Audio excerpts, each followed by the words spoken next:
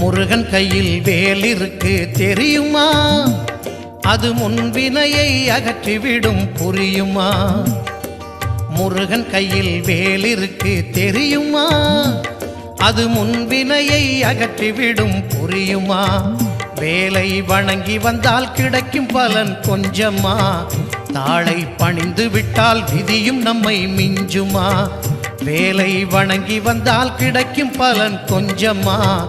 தாளை பணிந்து விட்டால் விதியும் நம்மை மிஞ்சுமா? அந்த முருகன் கையில் வேல் இருக்கு தெரியுமா? அது முன்வினையை அகற்றிவிடும் புரியுமா?